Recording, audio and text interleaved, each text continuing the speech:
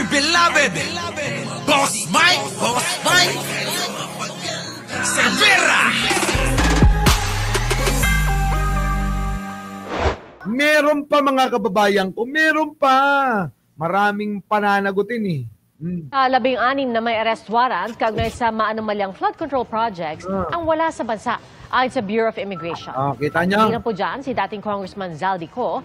Eto na ho, mga kababayan, yung pong mga apat na wala daw po sa bansa, mga kababayan, apat.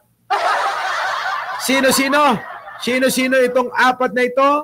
Nakasama po sa 17 na mga aarestuin. Nako, matutunton din kayo. At kabilang po dyan si dating Congressman Zaldico na base sa kanilang record ay umalis patungong Singapore noong August 6. Si DPWH Mimaropa Planning and Design Division Chief Mondrexis Tamayo nagtunguan nila sa Qatar noong November 15. Nako. Bumiyahe pa Australia noong October 2 si SunWest Incorporated President and Board Chairman Aderma Angeli Alcazar. Habang ang treasurer ng kumpanya na si Cesar Buenaventura umalis pa UAE noong ding October 2. Grabe, parang nag-usap-usap sila, no? Sabi pare, pare. Delikado na tayo. Lumayas na tayo sa bansa na ito. Sigurado makukulong tayo. Mukhang ganun no? Mukhang ganun. Oo. Kaya siguro, sabi ni Saldi ko, delikado, hindi pa natin alam ang sitwasyon. Pero magsasalita na ako. Pero bago ako magsalita, lumayas na kayo. Baka kayo pag-initan ng gobyerno. Mare, bago ko magsalita, eto nga si Tamayo, November 15 pa, kinabukasan, tsaka ayan, yung araw na yan, tsaka nagdaldal si Saldi ko. Diba? So, eto na ngayon, mga kababayan ko. Bago natin to ituloy, mag-like naman kayo. Wala pa sa kalahati yung like ko. Kayo, ang tatamad nyo mag-like, Oo, ang tatamad nyo mag-like Totoo lang.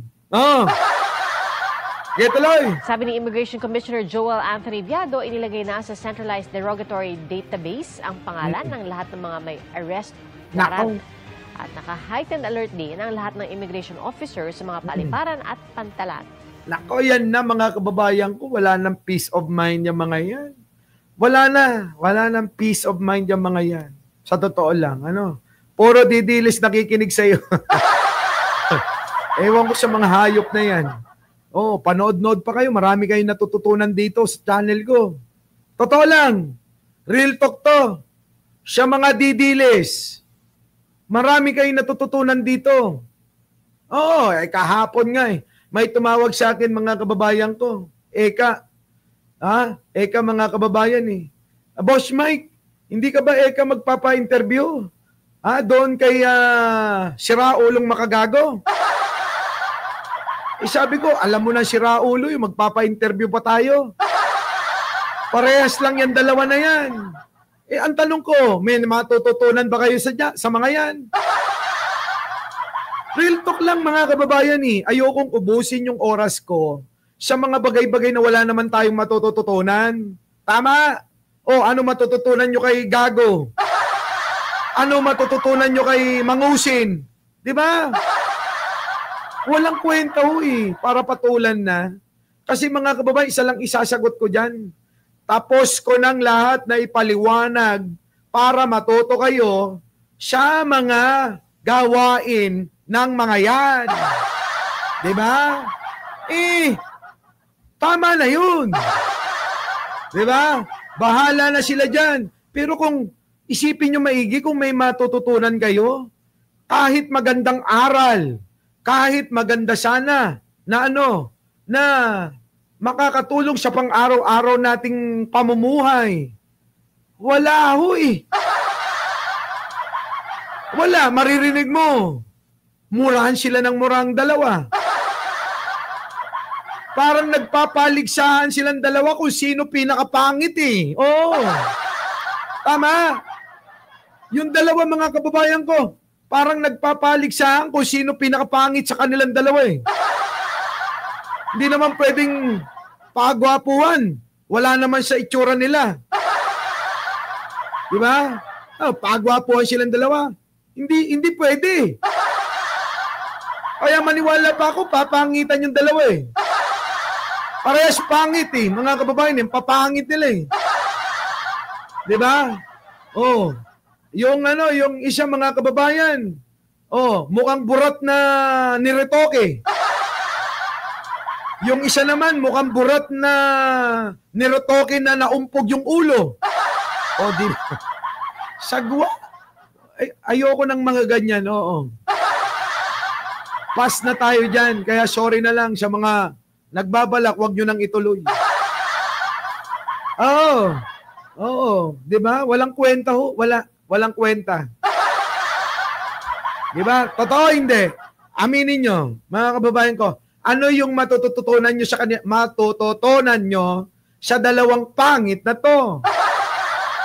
Wala na ho kayong matututunan dyan. Chismis lang eh.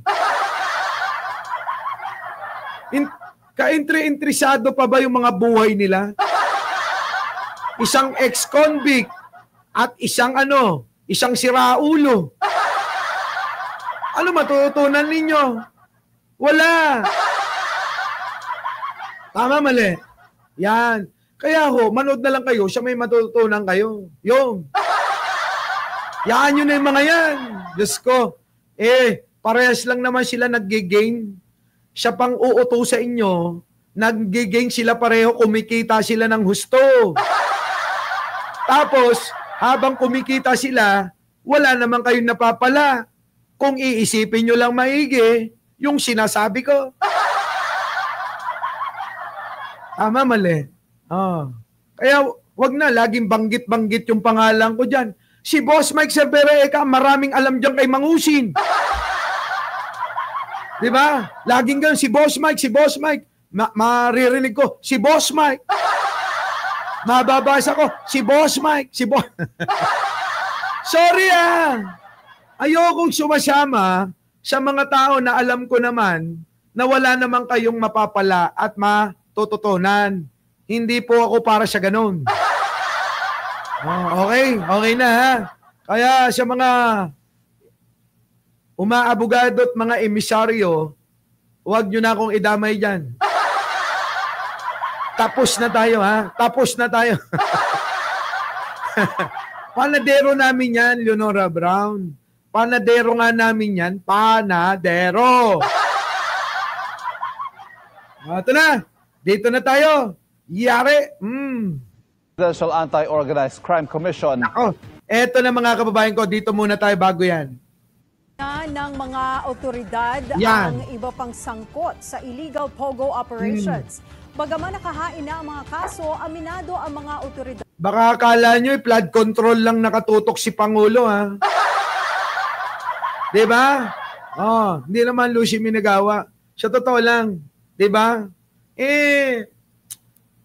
Kasi may narinig pa ako na yung mga original na mga lumabang kay Mangusin nun, sila pa ngayon yung mga nakisawsaw. Ayoko nang ganun, no? Ayoko nang ganun. Basta alam ng tao kung anong laban yung ginawa natin noon. Di ba? Sa mga nakakaalala, alam nyo yun. Alam nyo yung laban natin noon. Tama na yun. Eto na. Ang Pangulong Bongbong Marcos, ang gobyerno ni Pangulo, eto na mga kababayan ko. Hinahabol na ng mga otoridad ang iba pang sangkot sa illegal POGO operations. Bagaman nakahain na ang mga kaso, aminado ang mga otoridad na hamon ito dahil hindi malinaw ang kanilang mga lokasyon. Nako. Sino-sino ang susunod na posibleng masampulan? Nako. Matapos ang itinataw na habang buhay na pagkakakulong ni dismissed Bamban Mayor Alice Guo. Alamin sa Agenda Weekend Report ni Ian Maghanoy. Convicted na ng reclusion perpetua o lifetime imprisonment si dismissed Bamban Tarlac Mayor Alice Guo kaugnay ng organized human trafficking sa illegal POGO operations. Ayan ha, mga kababayan ha. Sabi nila wala daw napapanagot sa mga krimen. Mga kababayan, ano tawag nyo rito? Pot-pot, ano? Okay ba yun, pot-pot, yung ginawa natin nun? Ano tawag nyo rito? Kung walang napapanagot, ayan o. Habang buhay na pagkakakulong ni Alice Go. Sabi ko nga sa inyo mga kababayan sayang yung araw, sayang yung panahon, sayang yung taon, na imbis na nakakaranas pa ito ng mga hindi maipaliwanag na pakiramdam.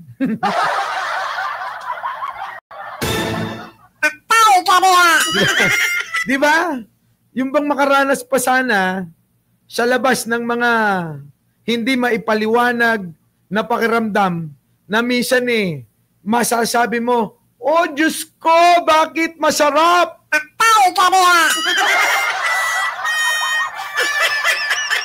Wala na ho ito. Oo.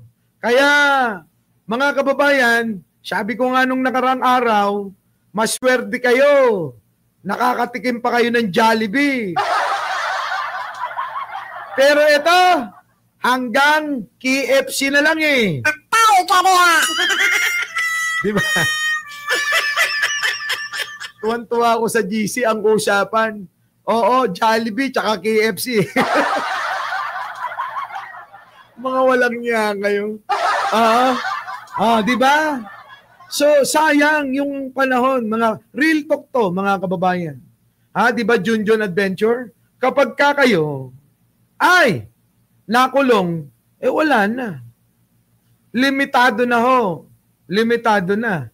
Pero na lang, kung ang magiging gwardiya niya, lalaki, pwede siyang sumegway.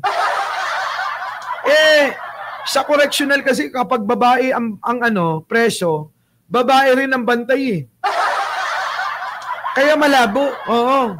Hindi po pwedeng maakit yung bantay na lalaki. Pero eto mga kababayan sa totoo lang sayang talaga. Sayang. Oo. May itsura, matangkad, makinis, maputi, 'di ba? Malaki. 'Di ba? Pagka pinakilala nyo kay Mayor Calabiti to Oo. Pagka pinakilala nyo kay Mayor Calabiti ng barangay Pototot, sigurado, baka iuwi pa to Di ba? Sige.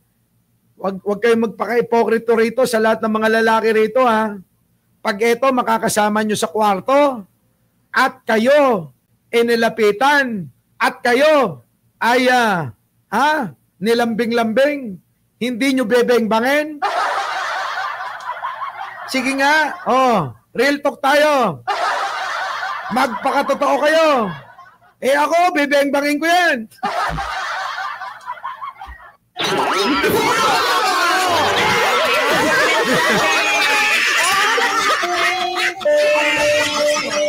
Totoo naman Di ba? Kahit ako, bebeng-bangin ko yan totoo ako. Ewan ko kay Randy. Di ba? Sabi ni Atty. Empay, tutulugan ko yan. Ulun! Tutulugan. Anong tutulugan? Hindi, seryoso. Ba, kita nyo naman asim na asim pa yan.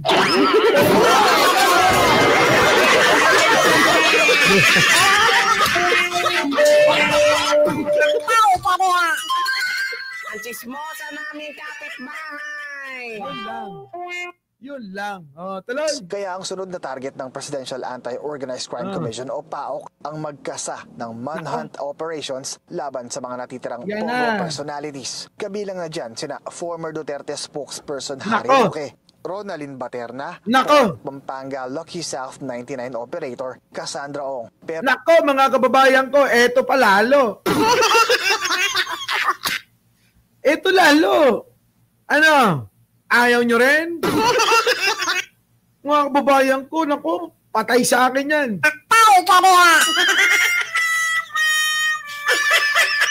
Kakainan ko ng isang buong pakwan yan. Ay, kariya!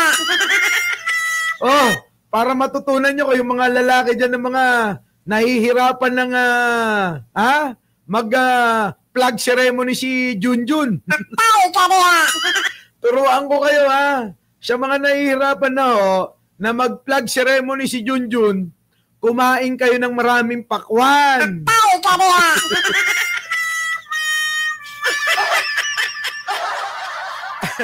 At yung mga kababaihan naman dyan na may mga partner na nangawit na yung panga nyo. Ay, kariya! Teka, real talk to, mamin Wala rito malisyoso, matatanda na tayo. Ay, kariya! Sa mga kababaihan na may partner na nangangawit na yung mga panga. Ay, kariya! na hindi pa rin talaga, nagpa-plug ceremony si Junjun, Ay, kariya! Pakwan, pakainin nyo ng pakwan, mga kababayan, oo. Ay, kariya! Ay, kariya! Yun mga kababayan, tip ko sa inyo. Oo, pakwan. Diba? Pakainin nyo ng pakwan. Sabihin nyo, kain ka pakwan. Oo. Baby. Oo. Honey. Daddy. Dad. Oo. Papa. Pakainin nyo ng pakwan, mga kababayan. Ewan ko na lang. Baka kayo sumuko dyan, Ay, nako. Ano yan, proven and tested yan. Ito na. Ito, mga kababayan, si Cassandra Leong. Nako po! So, garantisadong magiging pahirapan ang paghahabol sa tatlong Pogo personalities, particular na kay Cassandra Ong. Ayon sa komisyon, base kasi sa huling monitoring ng PAOK, Enero nang huling namataan si Ong sa Japan. Nako. So, nasa Japan na pala si Cassandra Leong. Baka mamaya, mga kababayan, baka nag-ano na yun, nag-umisina. So, yung last namin na track, we have to backtrack everything with regards to her movement. Japan lang ang last na nalaman namin. Umexit anya si Ong sa bansa matapos siyang palayain mula sa Correctional Institution for Women sa Mandaluyong City. Dahil... Nako, kita nyo, tumakas agad. Yan mga kababayan, pag yan pinaretoke yung mukha, mga kababayan. Pag pinarenovate na yung mukha niyan, mga kababayan, ewan ko na lang kung makilala nyo pa yan. Tapos, pag kinuha pa nung abogado niya ng bagong birth certificate, bagong pagkakakilanlan, alam nyo naman siya Davao, madali lang yan. Diba? Siya Davao ho, mga kababayan, napaka-easy lang yan. Diba? Easy lang. Sa contempt order na ipinataw ng Kamara, nauna nang nag-issue ang Department of Justice ng Immigration Lookout Bulletin Order o ILBO kay Ong. Pero paglilinaw ng PAOK, hindi ito nangangahulugan na wala ng karapatan si Ong na lumabas ng bansa. Lalo wala pang formal na kasong nakahain laban sa kanya na mangyari ito. Kaya't pinalayaan niya si Ong bago ang transition ng 19th Congress patawid ng 20th Congress noong Hulyo. Mag-uusap-usap po kami. Bakit importante ang Kongreso dito? Sapagkat sila po ang huling may hawak kay Catherine Cassandra Leong. So, we have to check nung nagkaroon ng release order si Cassie Leong, kanino nila turn over.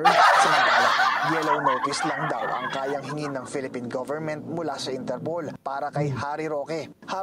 Eto naman. Dito tayo kay Harry Roque. Ano na Harry Roque? Kinang-ina mo, bakla ka pa rin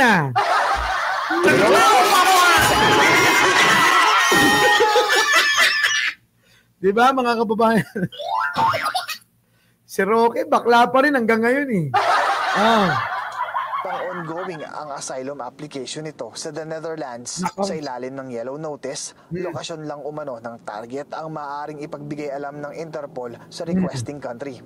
Si Ronaldin Baterna naman, wala na raw katiyakan ang PAOK patungkol sa kanyang lokasyon sa kasalukuyan. Nako mga kababayan, may hirapan na itong mga ito. Yabang pa din ni Roque, alam mo namang bakla eh.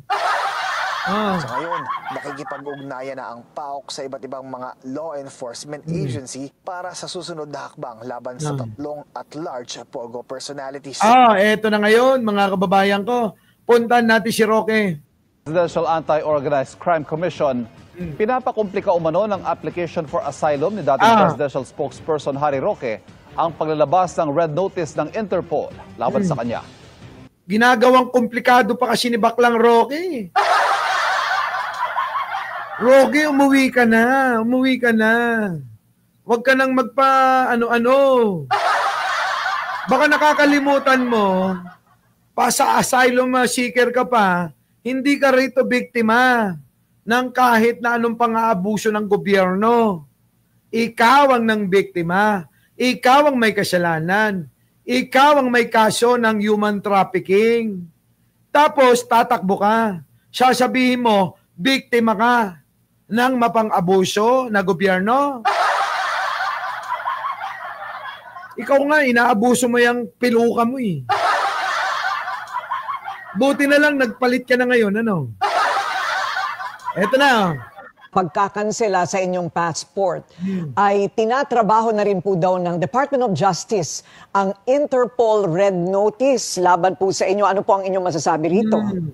Well, una-una doon sa pagkansela ng passport po, ha? Hindi po ako pugante. Kita nyo mga kababayan ko, ha? Hindi raw siya pugante. Hindi raw siya pugante. Bakit kasi tumakas? Isip ng tao, kahit sabihin mo pa na hindi ka pugante, ganun pa rin ang iisipin. Tinakasan mo pa rin yung mga kasalanan mo rito na nasasangkot ka diyan sa Pogo. Confident si bakla. Oo. Ganito mga kababayan yung mga sinungaling na tao kasi. Pugante, kasi ako umalis ng Pilipinas, ang tagal na bago pa magsampa ng magkaroon ng warrant of arrest. Ang definition po ng pugante ay someone na umalis na bansa dahil sa warrant of arrest. Hindi. Di bumalik ka na ngayon, may warrant of arrest ka na, di ba? O, di bumalik ka na. Ngayon, pwede ka na namin tawaging pugante. Pugante ka na ngayon kasi may warrant ka na, pinaghanap ka na ng batas, dapat isuko mo na yung sarili mo. Pag hindi mo sinuko yung sarili mo, wala. Isipin na namin na ikaw talaga at pwede na namin tawagin, pugante ka. Puganteng bakla. Kaloy. Nako, siguro mga 7 buwan na akong wala. Ayan na naman. Tapos sasabihin niya, iaangat na niya naman yung sarili niya. Sasabihin niya, ako, magaling. Kung magaling ka pala, dito mo patunayan sa Pilipinas na magaling ka, absuelto mo yung sarili mo rito.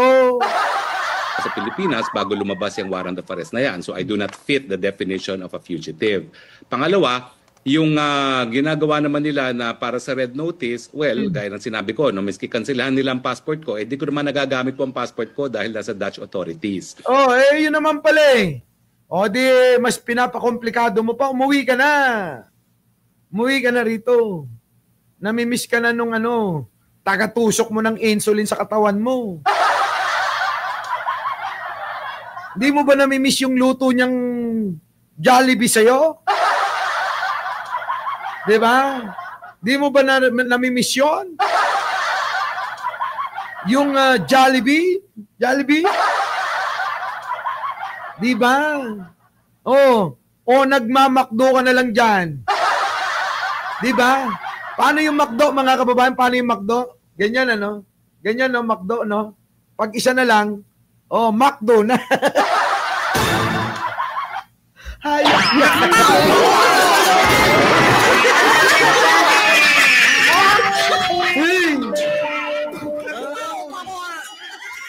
Ayop kayo. Hayop kayo siguro sabi ni Roque, hayop ka, Mike Cervera.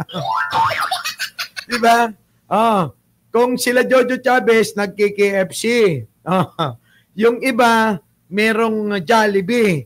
Si Roque, nagmamakdo, mga kababayan. Makdo yung sa kanya. Grabe mga kababayan ko to si Roque talaga. Eto na. And at saka yung Interpol Red Notice Alert works only when I cross international boundaries. Dahil kinuha nga ng Dutch authority sa aking passport, di naman ako makakaalis ng Shenzhen area. No?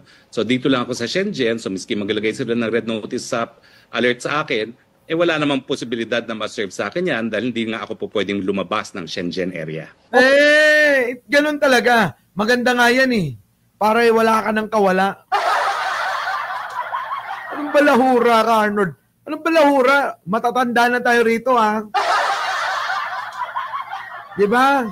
Mga pagkaganito, ako nagtatapik, asahan nyo na to. para mga kababayan ko, no? Yung mga apo nyo dyan hindi makinig, ano? So ngayon, alam nyo na, ha? Alam nyo na. Si Roque, matagal na ho na nagmamakdo siya. Ewan ko kay Arnold Lopez, baka nagmamakdo rin yan ngayon.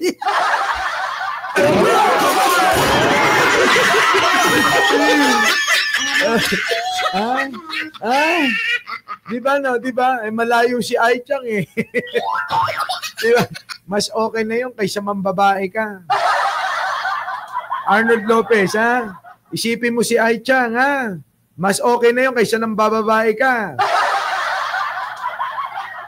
Gayahin mo si Roque, magmakdo ka.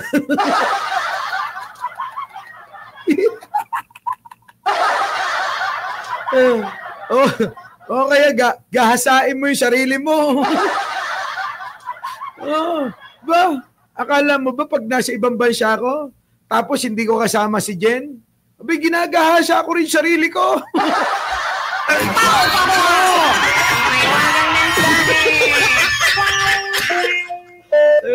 Diba? Diba? Mas okay yun kaysa magtaksil tayo. Diba, no? Ito na. Ito kasi itong bakla na to. Ginagawang komplikado kasi mga kababayan yung kaso. Okay, so yung mga naririnig po namin na red notice na kayo'y paa-aresto na, ang sinasabi po ninyo ngayon, hindi nila magagawa yan. Wala pong saysay yan. Drama lang po yan para siguro masabi nilang may ginagawa sila. Pero bring it on, I will face them at tignan natin kung sino mananaig. Nako, tignan natin, putang inan to kapag ka eto nakulong. Pag eto talaga nakulong mga kababayan ko, alam nyo na. Pag eto pagtatawanan natin itong mga to, ano na Roque, unahin na natin pagtawanan. Ano na nangyari? Inatake ka na't lahat-lahat. Presidente pa rin si Manong Bongbong. Ano na nangyari sa'yo, Roque? Si Manong Bongbong ngayon, no? Sikat na ngayon. Mahal na mahal ng taong bayan. Si Sara, ayun pa rin. Lumang-luma pa rin yung issue. Katulad pa rin ng issue mo. Ano? Adik pa rin si Pangulo. Yung pa rin eh. Wala na ho silang ibang issue. Adik. Ganun pa rin yung issue ng mga ito. Eto, meron tayo. Isa na naman nagpatotoo na si Manong Bongbong ay hindi maaari na abusuhin ang kanyang sarili sapagkat iisa na nga lang ho yung kanyang kidney. Naku po. Ito sabihin ko sa inyo, ha? Ito sabihin ko sa inyo. And put this on record. Kung meron isang anak na uliran, na mahal niya ang tatay niya, yan si Presidente Bongbong Marcos. Bakit? Alam ni Oka ito, 1980s, namamatay noon si Pangulong President Ferdinand Marcos Sr. Kailangan may mag-donate ng kidney. Alam niyo ba kung sino nag-donate? Ang ating Presidente, President Bongbong Marcos. 1980, Kaya siya, iisa na lang kidney niya. Isipin mo, bibigay mo sa tatay mo. Hindi mo alam kung mamamatay ka rin. Hindi mo, at that time, this was close to 40 plus years ago. Hindi mo alam ano epekto sa iyo. He was in his 20s. Will he have the same quality of life? Gaganda ba ang kabuhayan ng ating Pangulo? Isipin mo. Ito may makakapekto sa kanya? Ito may magiging baldado siya? Correct. No one knows. Pero iisang alam natin, ganung magmahal ang ating Pangulo. So on record, he only has one kidney. At hindi lang yun. Ang ating Pangulo ay asthmatic. Correct. Asthma siya. No. Tell me, Oh. yung iisa kidney mo, kung asthmatic ka pa, bawal mga magsigarilyo. Correct. Sigarilyo lang bawal lang. Magdadrugs ka pa ba? Look at how he answers question. Look at his demeanor. Yan ba isang drug addict? I'm sorry, I beg to disagree. And ang sinasabi ko ay factual.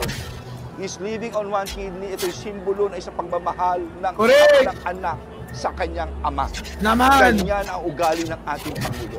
Correct. Salamat. Ganyan ang ugali ng ating Pangulo, kunana. Diba? Pero ang ating like, kukonti pa lang, wala pa siya kalahati.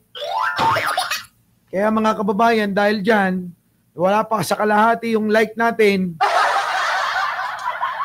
isa na naman po ang isang nagpatotoo na kailanman hindi na pwedeng abusuin ang katawan ni Manong Bongbong. Hindi na pwede na mag-take ng mga kahit anong droga ng Pangulong Bongbong. So sa makatuwid, ito pong ginagawa ng kampo ng kulto ni Duterte ay isa po itong malaking propaganda para sirain, babuyin si Pangulong Bongbong na alam ko namang hindi kayo magpapauto at hindi kayo makakapayag na masira nila at maagaw ang kapangyarihan ng ating butihing Pangulong Manong Bongbong!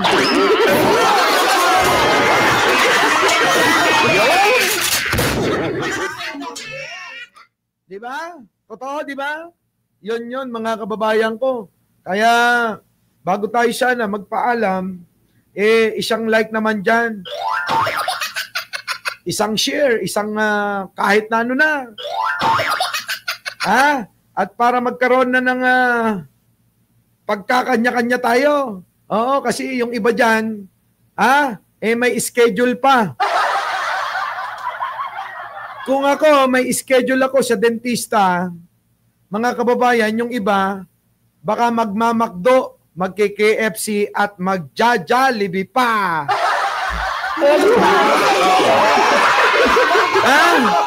Diba? Hindi ako babayero. Kaya ano pang hinihintay nyo? Paano? Uwian na. Maraming salamat po. Our beloved Boss Mike, Boss Mike.